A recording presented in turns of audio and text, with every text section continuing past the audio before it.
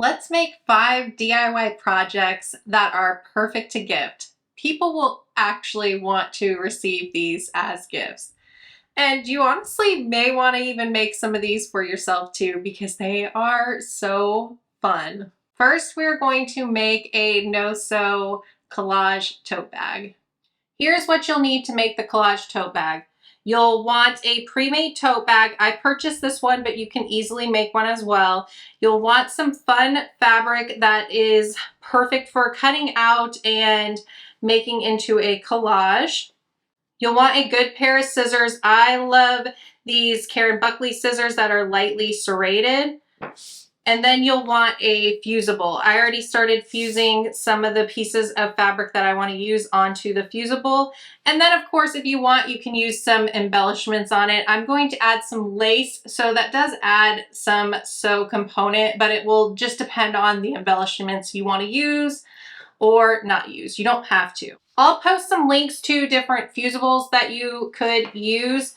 I just use the instructions to fuse my fabric on to the glue side to start with. And now I'm just going to cut around some of the pieces and start arranging them on the tote bag in a way I like. So I'm just going to cut around here. And you can easily do this however you want. It's kind of like doing scrapbooking. I used to scrapbook some. It was not my favorite artistic hobby, but it does kind of feel like that.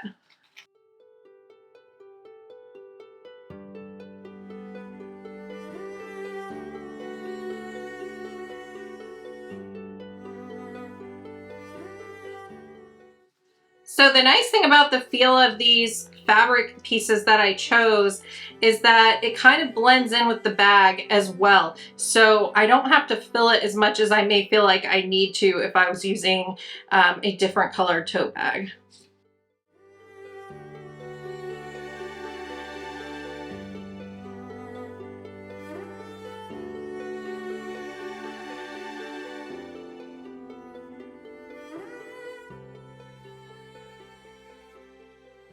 After getting all of the pieces cut out, arrange them on your tote bag how you like them. So I laid them all out and kept messing with it till I really liked a design. And then I just started using my iron to glue it on to the tote bag. So how you do that is on the back of your fusible, there's a paper there.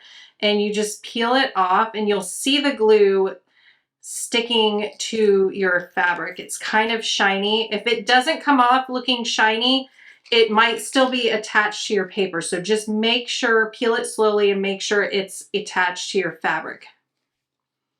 Then you just lay it down where you want it on your bag, or really anything that you're wanting to fuse it to. You can use this fusible for all types of different things. And then just according to the type of fusible you're using, you'll just use your iron to glue it on. So it's usually around 10 seconds that you want to hold it on there. The trick to getting this stuff to work really well is to not mess with it after you heat it on until it cools down.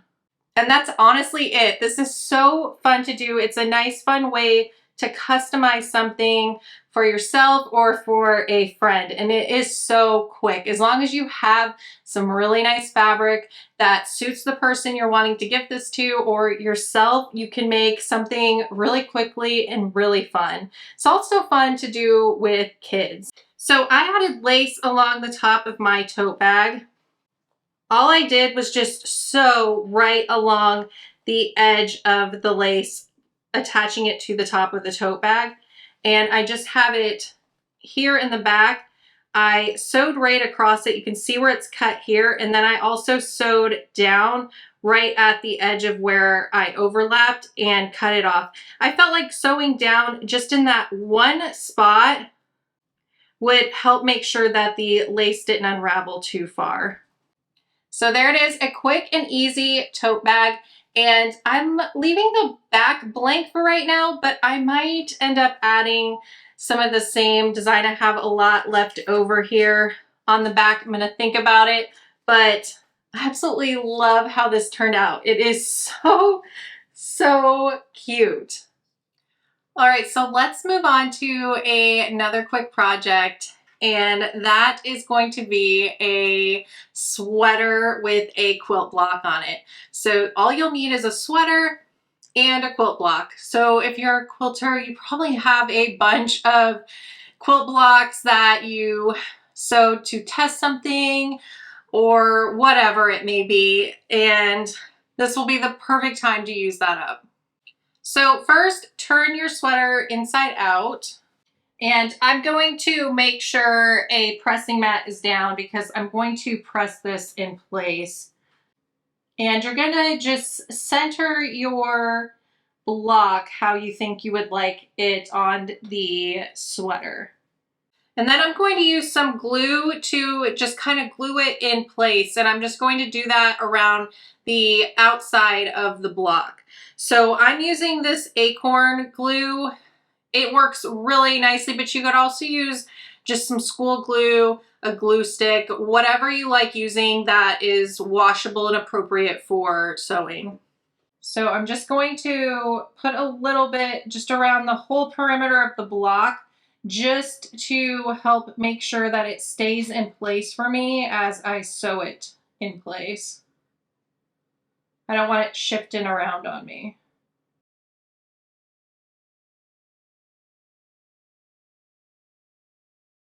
All right, so once you think you have enough glue around there, you're going to set it with your iron. All right, so once you set it with your iron to heat set the glue, get it to adhere really well, let it cool down before you start to handle it. Okay, so now we're just going to figure out what portion of the block we want to sew around. So I'm definitely going to sew around the perimeter of the block, but I want to cut out some of the details on the block. You'll see what I mean, but I'm not going to just cut out around the whole block. I kind of want it to look like a rustic torn quilt block behind the shirt. You'll see what I mean. So I know I'm going to sew around the perimeter, but I'm probably going to sew along a lot of the seams as well, so I can just cut out portions of the block and just kind of make it really, really fun. Now, make sure you don't sew through both sides of the shirt. So you want to pull the back of the shirt away from the front of the shirt. It's going to make it a little bit difficult, but just go slow and we'll get it done. I decided I'm going to switch out to my 1/8 inch presser foot. I think it'll work a little bit better here. All right, so I'm going to sew around the outside of the block 1/8 inch away from the edge. And I'm using a 3 stitch length on my machine.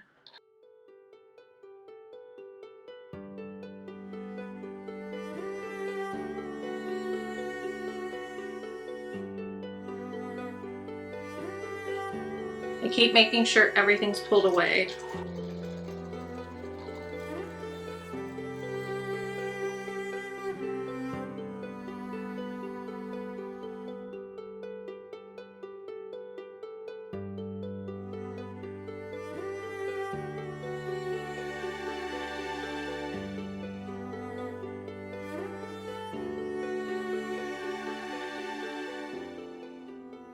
Okay, so I think the other areas that I'm going to sew around are right here on all these corners so that I can cut out this sweater there, and then around the points and the center of the star. So once I get all of that sewn up, I'll show you how it looks, and then we'll start cutting out the sweater so we can reveal the block on the front.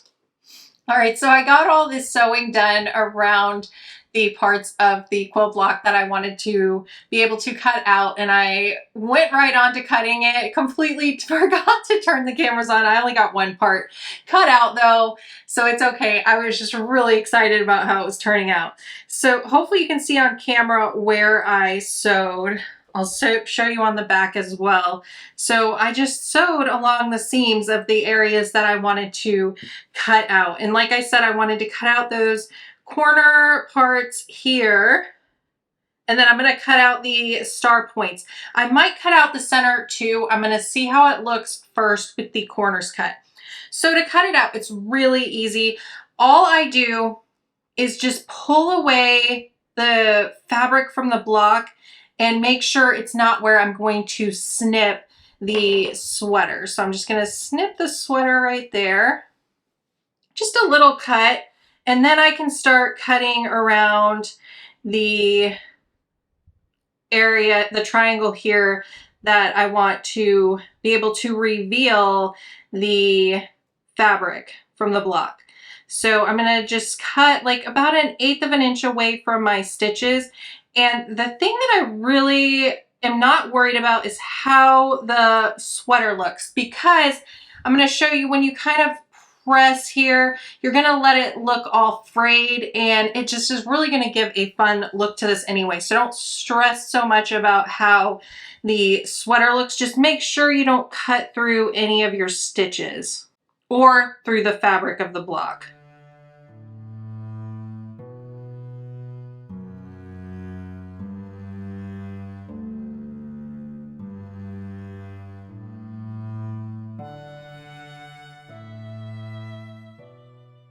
Seriously, how cute is that turning out already? All right, I'm gonna get it all cut, and then I will show you how it looks with all of the block revealed. This is amazing. Seriously, everybody I know is going to be getting a sweater like this for Christmas. It is so cute. Just look at that. It is so fun. Every single one of my orphan blocks is going to be made into a sweater over the next few weeks. I'm obsessed with this, and I'm making a bunch of them. Let me know what you think. Let me know if you are going to be making one. So next we're going to be making some English paper piece Hexi coasters. I have wanted to try English paper piecing for a while, and I was kind of hesitant because everything I was seeing that I really loved were big projects. And I'm like, that's a lot to commit to when I'm just learning how to make something. And I really like to be able to finish up something quickly and process how I feel about making things in a certain way. So I thought this would be the perfect project for trying out some English paper piecing. Okay, so here's what you'll need. You'll want 2 different fabrics, some scrap batting, a needle, thread, some little snips. Clips come in pretty helpful. And then you'll want a hexi set to make things easier. You could always cut the hexagons out yourself out of some cardstock, or, you know, the box to some cereal, anything like that. But it is really easy to have a set. So this includes a 2-inch hexagon template for cutting out the fabric and the 1.5-inch hexagon cardstock. Super easy. So I'm kind of in various stages of making these hexagon coasters. I have one that is almost ready to go. I just need the other side of one to bring it together because I want them to be double-sided. You can see I was really intentional with how I cut out my fabric. This is why the template comes in really nice so you can see through it. So I just lined up the template and looked through, kind of decided where I wanted to trace. And then I just honestly used a pen because it's going to be in the seam allowance anyway, and drew around the template. And then I cut it out. Because I'm new to this, I gave myself a little bit of extra space even around the template, even though it's giving you a 1/4 inch seam allowance. I cut out a little wider because I found that these little tiny hexagons made me feel like I have giant oversized hands. All right, and then I just thread basted these. You can glue baste them if you would like. I really did not like trying to glue baste. My hands just got super sticky and I did not enjoy that at all. And I'm not going to continue to do something that I don't enjoy. I found thread basting these absolutely relaxing. So all you do is fold the fabric onto the back of this. I used a clip. I tied a knot in the end of my thread. I just go right through everything. I go right through the fabric, the cardstock, and through to the other side. And I just do nice big base stitches all the way around the hexagon. And then I just fold over as I work around the hexagon. If I had the little tiny clips, it might make it a little easier, but I'm not going to spend a ton of money purchasing different things for English paper piecing until I really know I love it. I've actually been having a lot of fun making these little hexagon kind of flower looking things. I think the coasters are going to turn out really cute. So I might invest in more things as I find what I may need for doing more projects like this, but right now I'm happy with just working this way with what I have. All right, so once I get around to where I started, I'm just going to tie a loose knot to make sure this doesn't come undone, because later we're going to snip these base threads anyway. They're not permanent. All right, so to make one side of the coaster, you're going to need a center hexagon and then 6 that go around it. So you'll just arrange them how you like them to look. So what I like to do when I start sewing these is I sew all the way around the center hexagon. So I sew each of these kind of border hexagons on, and then I go on to sew the sides of the hexagons together so that it's like this, all sewn together. All right, so I have my needle threaded with some thread and I have a knot in the end. And I'm just going to take my center hexagon in one of the sides and put them together. Place a clip, and then I'm just going to start sewing. So I just start at one corner, and you just want to get a little bit of the fabric right along the end and just go through. I think it's called, when I was reading kind of what to do here, I think it's called a whip stitch. I'm not sure, but I just kind of loop through over and over, and you want to kind of get them close together so that it holds properly.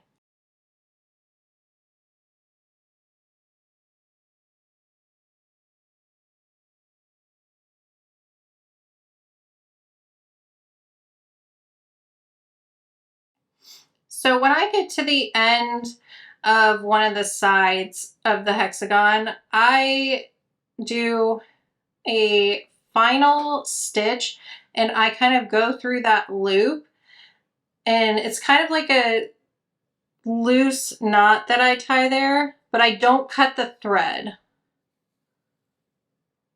I don't cut the thread because I just go ahead and go on to the next one.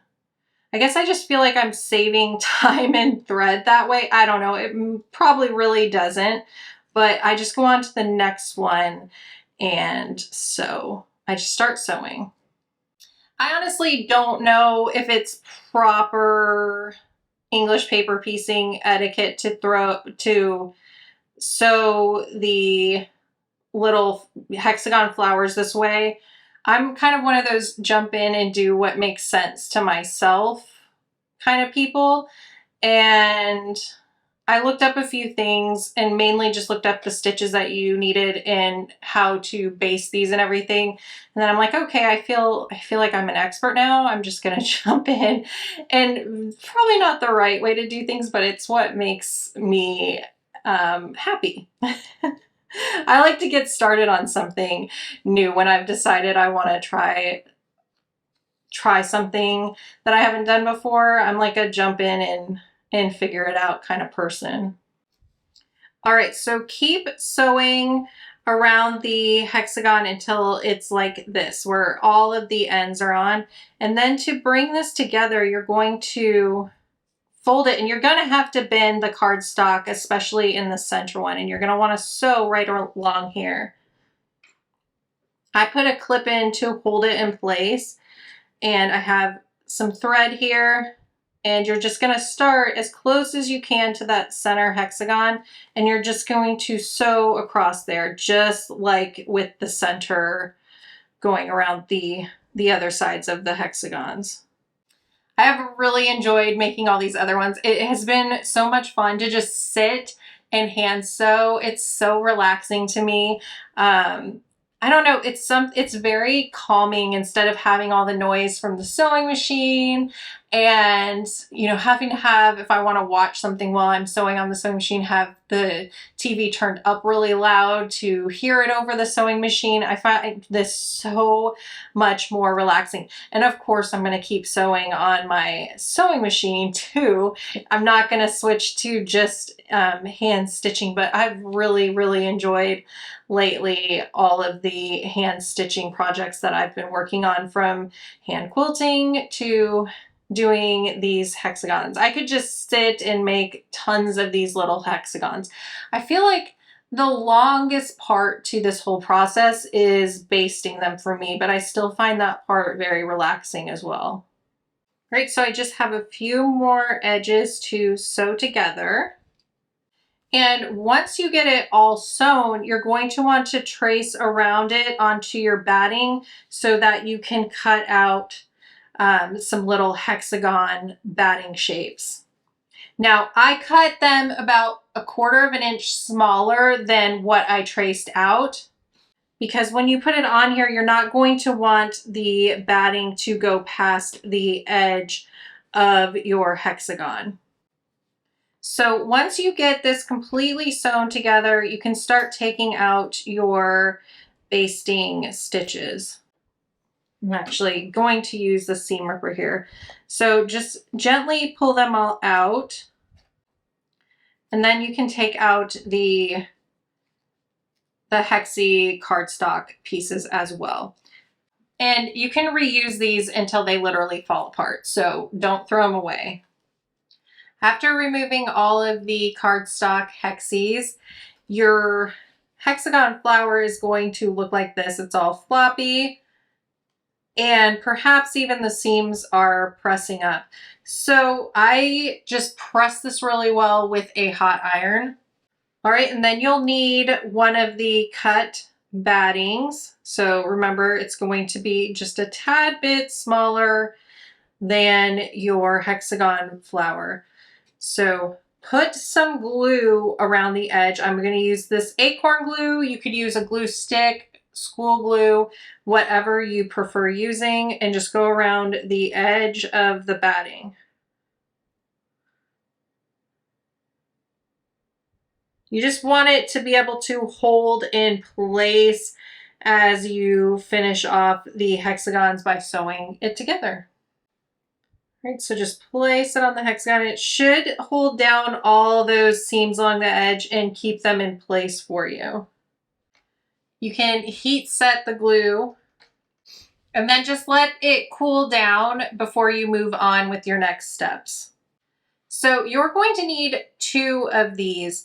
I like to alternate the colors on each side. So I have gray around the outside on one side with the pink fabric in the middle. And on the other side, it's pink along the outside and gray in the middle. You could make them however you want. Once you have 2 of these, you're going to place them wrong sides together. You're going to have the batting on the back of both of them. Place them wrong sides together. And then you're just going to sew along the outside, doing that same stitch that you did to join the hexagons together. So just all the way around the outside, and after that, they're done. So along the outside of mine, I really wanted the thread to stand out. You could do a thinner thread if you want, but I used this pearl cotton thread number 8, and it worked really well. It's a lot thicker than the thread I used to piece the hexes. All right, so how fun is that? It's a quick project, well, smaller project than doing a big English paper piece project. So if you've been wanting to try out English paper piecing, I think this is the perfect way to do it. Just think of how cute these will look stacked together, maybe 4, 6, something like that, and gifted the person receiving them is really going to see all of the work that went into it. I'm probably going to keep these for myself because I absolutely love how they turned out, but I'm definitely going to be making more of them. Let me know if you plan to make some in the comments. I absolutely love doilies, so I try to find a way to incorporate them into my projects as much as I can. This next project is a patchwork doily zipper pouch. It is going to be so much fun to make. Here's what you'll need to make the patchwork doily zipper pouch. And all of those 2-inch fabric squares are going to be brought together to make a panel with half of the doily on it. It is absolutely adorable. I like to cut the batting down just a little bit so it's a little bit shorter than the patchwork panel so that it's a little bit easier to sew up in the end. You don't have to do that. I have them listed all to be cut to size for you, just to make it a little bit easier. But if you want to cut it down like I do, cut it down a little bit so that your seam allowance is a little bit less bulky. So if you want to, you'll want to lay out your patchwork squares so that there are 3 rows with 6 squares in each row.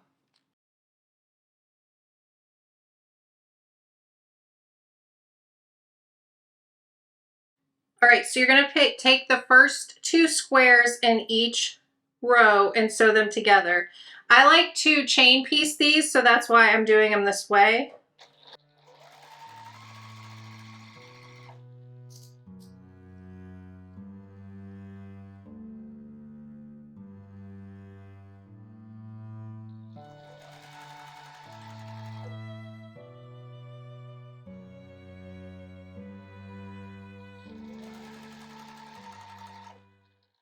All right, so you have the first 2 squares in each row and they're all attached by this thread. And then you're just going to sew on the next square in each row, and you're going to keep working that way to sew them all on here.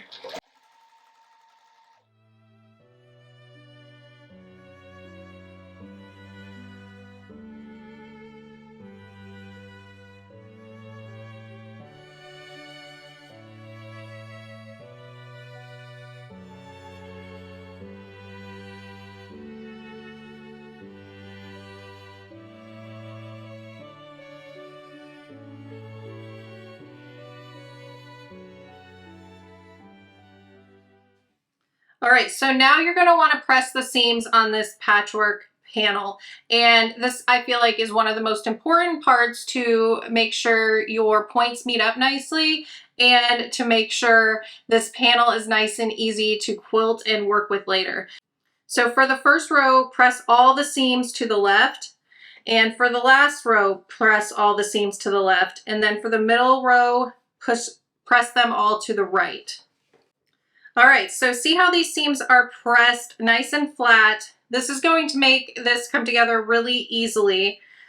So when you put the rows right sides together, those seams will nest together and just kind of lock in place. It makes it really, really easy to sew along here and get the points to line up nicely. And since the seams are pressed in opposite directions, there's also a lot less bulk there. So I'm just gonna hold those with my fingers when I get to them, but you could also put some pins in there to make sure they meet up nicely.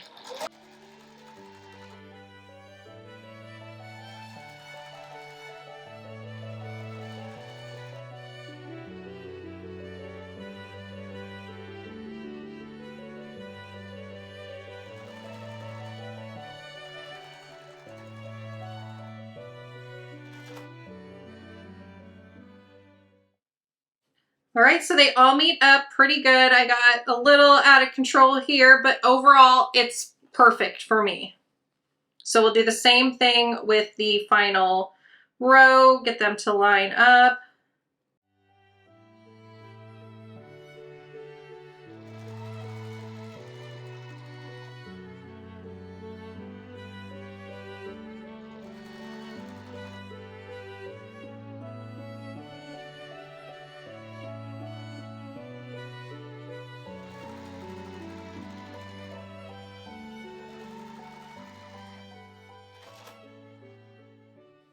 All right, so there we go. We got the little patchwork all sewn together. So we're gonna press these seams really well also. And it doesn't really matter on these which way you press them.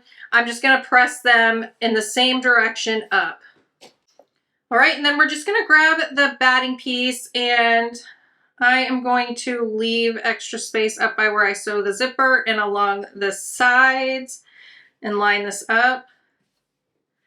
And then I'm just going to quilt it. You could quilt this however you wanted. If you are really good at free motion quilting, you could do some nice designs on here. You can do very minimal quilting. I'm just gonna sew along each side of the seams like I did here. So I'm gonna increase my stitch length a little, up to 3 on my machine. And I'm gonna sew along the seams going lengthwise first along both sides, just about 1/4 of an inch away from the seam on both sides.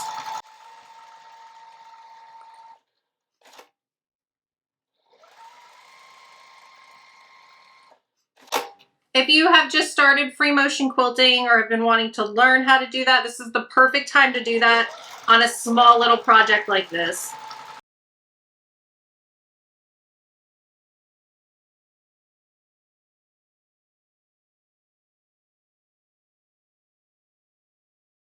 All right, so it's all quilted. Here is how it looks on the batting side.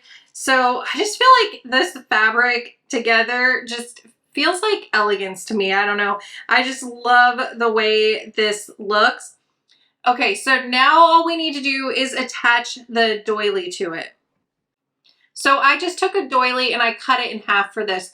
Now, when I cut a doily, usually what I do is sew along both sides of where I'm going to cut, and I will lower my stitch length down to like 1. So I just drew a line across it and I sewed next to that line about 1/4 inch away with the stitch length down to 1, and then I cut between those stitches. I don't know if you need to do that. I've just always done it when I started cutting up doilies. It just makes me feel better, like it's not gonna unravel as bad or as fast. So it worked the first time I did it, and I just kept doing it. So here is the other half of that doily, and you might be able to see a little bit of the dark line that I drew, and then the stitches are through there. I'm just going to center it on one side. You could look and see if any of the areas that might get covered, maybe the points aren't meeting as well, and decide which side you may want to cover if you want to. So I just sort of centered it.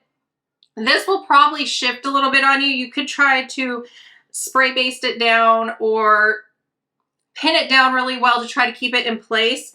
I'm just gonna kind of go with it. I do turn my stitch length down to 2, and I'm just going to sew it in place.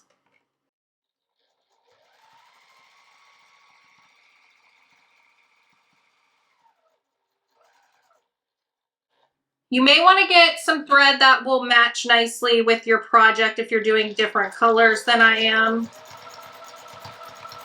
because you will see them a bit.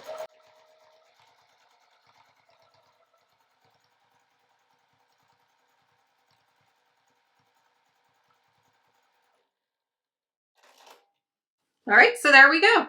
We have both sides of the zipper pouch done. So it's going to be like this with the zipper on top. So each side, it's going to be so cute. After the panels are sewn together, it's time to attach the zipper and finish up the pouch. So I like to sew the panel, the zipper, and the lining at once to make sure it is coming together correctly. So start with the panel and make sure the right side is facing up to you. And then you'll want the outside of the zipper facing the panel. And then with the lining, you're going to want the right side of the lining facing the right side of the panel. And you're going to want to line it up nice and straight. You'll probably want some clips for this.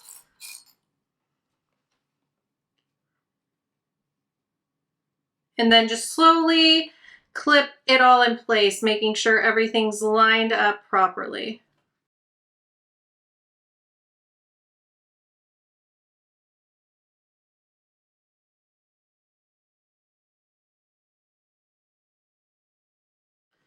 All right, and once you have it in place, you're gonna wanna slowly sew across there.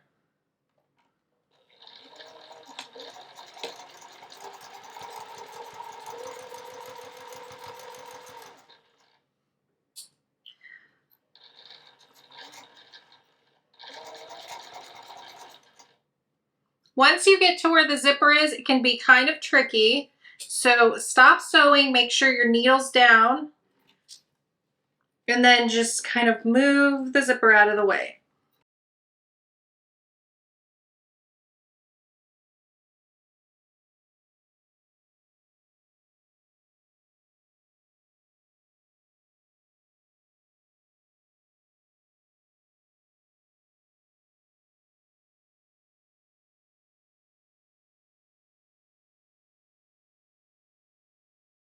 All right, so isn't that beautiful? It already looks so good. So I'm gonna press it with my iron to make sure everything is laying nice and flat. Gorgeous. Look at that. So to give it a nice finished touch, just top stitch across here. I lengthened my stitch to the same one that I used for the quilting, so around 3.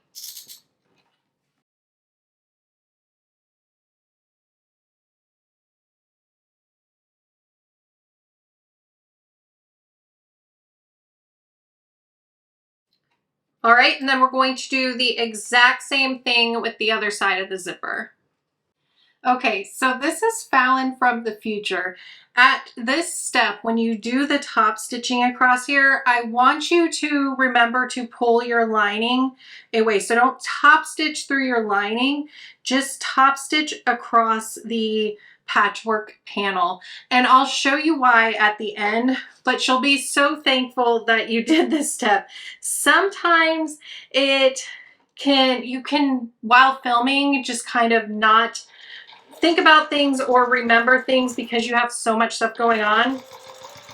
So I realized later the mistake I made, and this is the easiest way to show you how to fix that tiny little thing that will make such a huge difference. So move your lining away and top stitch across just the patchwork panel to give that nice finished look.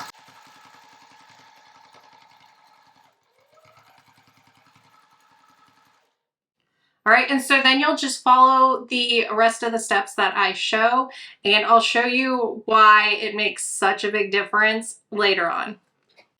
All right, so both sides are sewn on, so we're almost done with this pouch. Now we're just going to sew it all together. And I feel like this is a really easy part. You just want to be a little mindful of your sewing. Now, the first thing I like to do is I like to mark the bottom of the lining because I don't want to sew part of that. So grab a pen, a pencil, or something and just mark a start and a finish of an opening so you can flip this later. Very important to not sew it completely closed or you won't be able to enjoy the zipper pouch. All right, another thing you'll want to do is you'll want to make sure your zipper is open so you can flip everything through as well. So you want the zipper around the middle. All right, and then you're just going to start lining your lining fabric together and your panel portion together and line it all up and clip or pin it in place. I don't normally like to pin and clip, but at this point I make sure to do that or it won't line up nicely. And to get a nice finished look on something like this, you really want to take the time to do that. So I usually use pins on the lining since it's a little bit thinner, and then I use clips when I bring the panels together, the patchwork panels with the doilies. It's going to be very thick through there. Not too bad. Some of it is a little uneven. So what I do to make sure I catch all of this working around, sewing around this, is I will, instead of sewing a 1/4 inch seam allowance like I normally do with quilting, I'll sew a little bit wider of a seam allowance, maybe up to a 1/2 inch. All right, so I'm going to start sewing at that opening mark I made on the lining.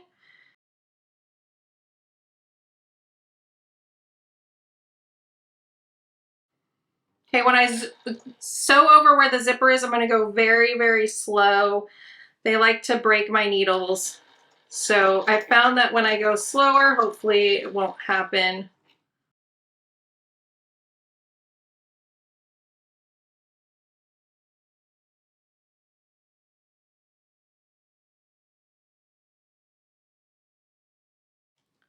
And then I stopped at the opening here. I'm going to trim off the ends of the zippers. Trim those corners. And trim off that zipper end. All right, now we're going to flip it all back around again.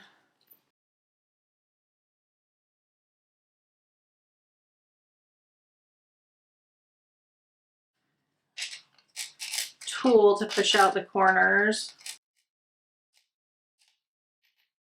I do wish the zipper lined up there, but can't ask for everything to be perfect. All right, and so for the lining, just to close that off, I just fold it together, press it, and then top stitch across there.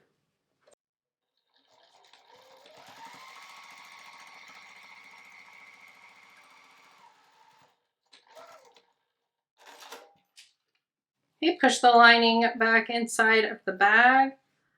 Such a cute little zipper pouch. It is adorable. There we go, another easy gift finish. So we just are gonna work on one more. You all are going to love this final project. It is going to be so amazing. And it is a Quilt As You Go tote bag. I really love the handle on this. So this is one panel that's done, so you can kind of see how it's turning out. Oh my goodness, it is so fun to make. Okay, so here is what you need for the Quilt As You Go tote bag.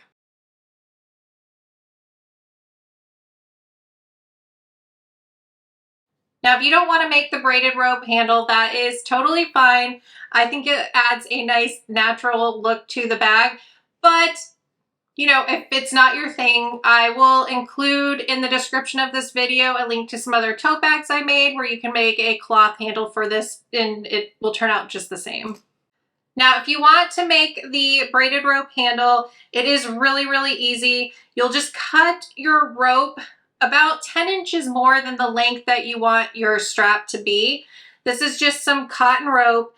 Bring the 3 ends together and you're going to sew across it a bunch. So I just go back and forth, maybe about 2 inches away from the end, as long as you want that part to be. It's kind of just relaxing too. I just had fun sewing back and forth, back and forth. And you're gonna make 2 of these. Okay, so when you get near the end, just cut off right at where your last stitches are, and then you'll kind of have that fun, funky end to it. And I just try to make them about the same length. If it's not, that's fine. They're going to just kind of look natural anyway. They don't need to be perfect. So then you'll just braid it. Just braid it, and that's relaxing too. I think it's a lot of fun making these, and for me, it was personally a lot less stressful than making the cloth ones. So just a fun little alternative strap for a tote bag. And if you don't want to make the strap at all, you can buy some webbing for the strap. You can buy pre-made straps. You can buy pre-made leather straps. There's a bunch of different options. I look around on Etsy sometimes to find them. So you'll just braid all the way to the end, leave, 2 to 3 inches, and you'll sew across it just like you did at the start to finish it up. Okay, so the next step is to take one of the batting panels. You'll have 2 of these, and remember it's 13 inches by 17 inches. So you'll want to mark 5 inches up from the bottom and 3 inches down from the top. So you'll have those 2 markings there. And then you're going to want to find the center of this. And it's fine if it's not exact, at least to me it is, it's fine. And then you'll want to mark where the center is. And then you have all of your string fabrics. So with the one that you want in this center, find the center of that. Okay, and then line it up. And all your strips should at least be about 9.5 inches long. That'll be best. It kind of will overhang that line we marked just a little bit, give you some wiggle room there. And then you're just going to sew 2 of the strings that you want next onto each side of that.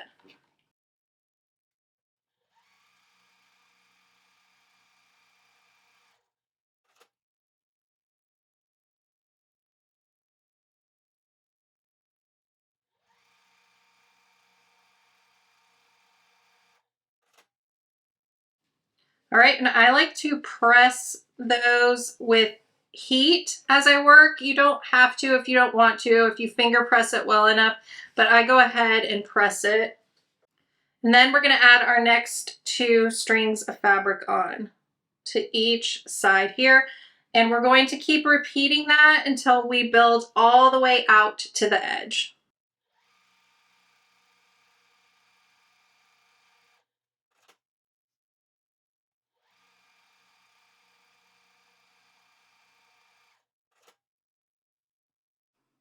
The string section is all filled now, right in the middle.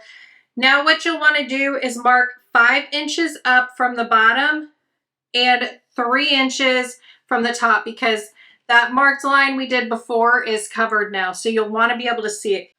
And then you'll need your accent fabrics. So the thinner one is for the top. So you're just going to line it up right on that line and then just sew a 1/4 inch seam allowance.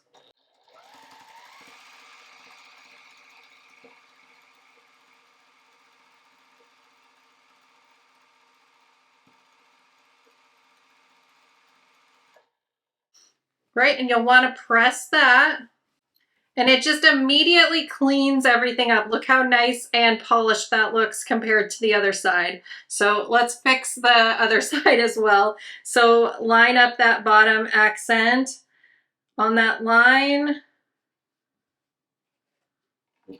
and then sew across there.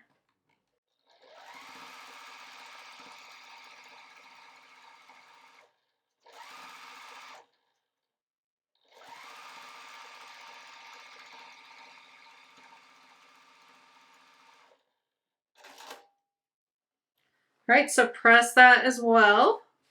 Look how pretty that is. All right, so the final thing you'll need to do for the panel is you'll want to trim off all that excess fabric around there. I think it's easiest to do with the rotary cutter. All right, so you can see it's all trimmed up right along with where the batting is. And now we're going to sew on the strap. So our braided strap, that's what I am using.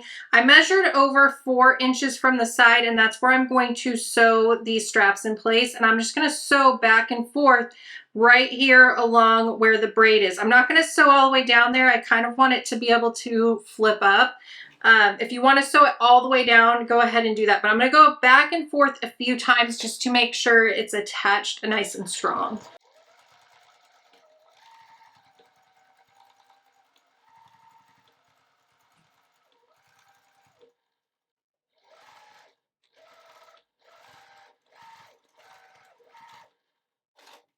Now we have both panels finished. So we are going to sew the 2 panels together to start to bring this bag together. The most important part is to put the handle down inside of the bag. So lay it across the front of the bag. You don't want to accidentally sew over it. So lay these 2 right sides together. I like to make sure where the accents are that those match up. And I'm going to put a clip there. All right, so we're going to sew around the sides and bottom of this bag. Leave the top of the bag open. I'm going to use a 1/2 inch seam allowance just to make sure I catch all the seams and to make sure the seam stays nice and strong.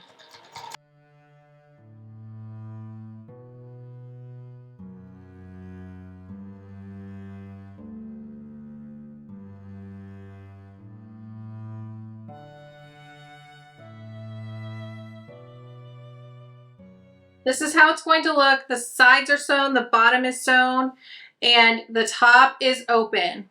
Now with your 2 lining panels, you're going to do the exact same thing. So you sewed along the sides, but on the bottom, leave an opening for turning later. So leave an opening there, and the top is open. All right, so I'm gonna flip this so the right side is out. It doesn't have to be perfect yet, but you want the right side out. So I have the right side of the lining flipped out. So I'm gonna put this inside of my bag. So the right sides of my lining and the right side of my tote bag are facing each other. Okay, now I'm gonna match up the side seams here.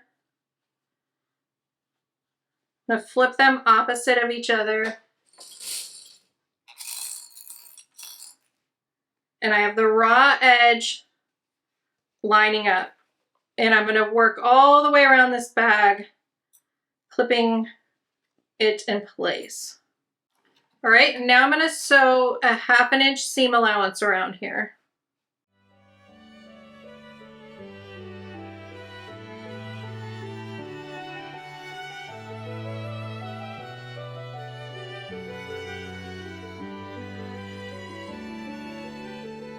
All right, so now I'm gonna pull the bag through that opening left in the lining.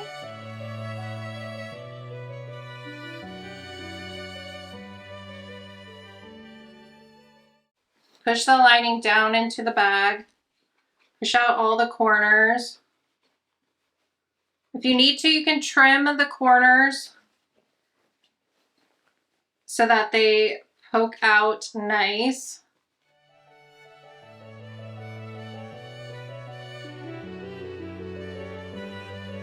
And then just run your fingers back and forth across the seam here so that it will lay nice. Then we're gonna iron it. And we'll put a top stitch across there to finish off the bag nicely.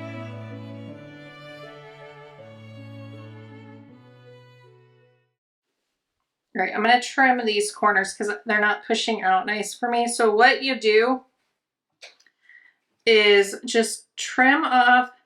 This is the corner on the bottom of the bag. So just don't snip through the stitches, but if you trim that down, those corners will push out a little nicer. All right, so those corners pushed out much nicer after doing that. So we're gonna top stitch around the top of this bag. So make sure you have the other side of the bag pulled away once you top stitch, go to top stitch around it.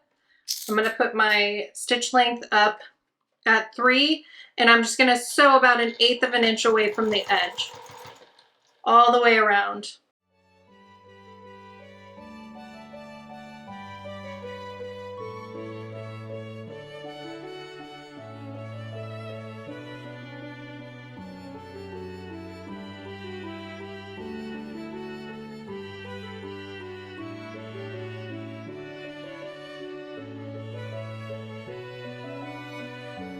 All right, and then just top stitch that opening in the lining closed.